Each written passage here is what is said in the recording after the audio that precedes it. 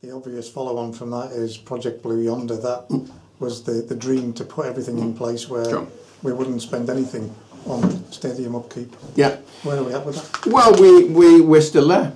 And it's amazing, really, because we've never lost sight of the fact that we want to get there. I said to the shareholders, and I'd say it again, if we have a need and if we have a desire and if we have the ambition to get to the Championship first and let's say the Premier League afterwards, let's just say the first step, and when you're going on any stairs, is to get on to step one. Step one's the Championship for us. If you really have that need and desire and ambition to get there, then we have to put everything in place to ensure that that happens. And it's no good saying that, well, when we get there, we'll get extra money to help us maintain this stadium. We would waste the money if we maintained this stadium. So we've got to try and put everything in place to ensure that we've got new facilities, lighting levels that are 850 lux so that we can get televised games far more often than we can now. We don't even have 500 lux level at this point in time. Press facilities, all-seater stadium, or seater and rail probably, because that could come in the future. And we've got to have all of that in place so that people want to come to the football ground where it's covered, where they're dry, where they can watch the football, and we can perform at the highest level. And every single penny of that extra income none of it must be spent on that stadium. So we have to look for other ways of doing it. And we know when we get to the Championship, for example, our additional revenues, if we just took it now, would be somewhere in the region of 4 million. You would need every single penny of that 4 million on the playing side, because if you had a squad of 25, it would mean that on average you would pay them £3,000 a week. And that would put us as one of the lowest payers in the Championship. So you're on a difficult challenge as it is, but it's feasible. But we know from players that we've had in from the Championship who've been paid £7,500 a week. We've had players in from Premiership. We've currently got players here who are on all sorts of money, between £10,000 and £15,000 a week even now. So we know the sort of wages that you'd have to pay in the Championship, and to compete we would have to spend every single penny of that 4 million on wages. Absolutely no doubt. And I don't think the fans criticise us for doing that. It's just the best way we can spend it.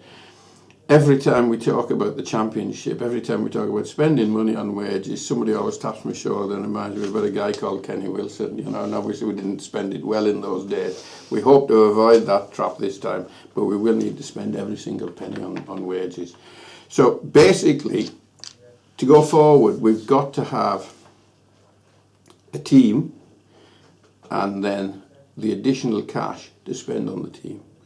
And to do that, we have to have the facilities that can support that team in playing surface, in playing facilities, in training facilities, in press facilities, in TV facilities, in commercial facilities, if you like.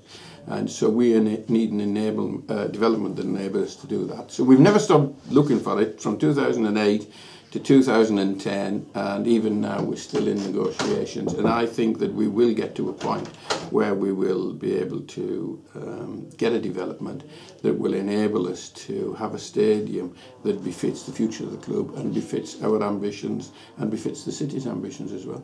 Kingmoor Park was always the preferred development area. Are we still there with that?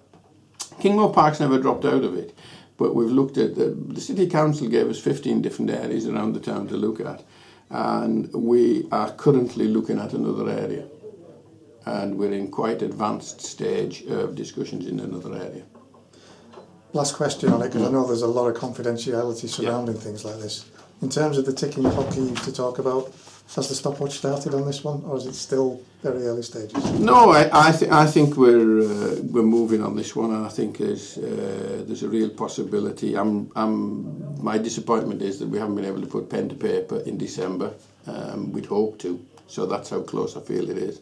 The clock has been ticking and ticking really well, so I would think the first quarter next year will give us some real clear indications as to the timescales and what we're into.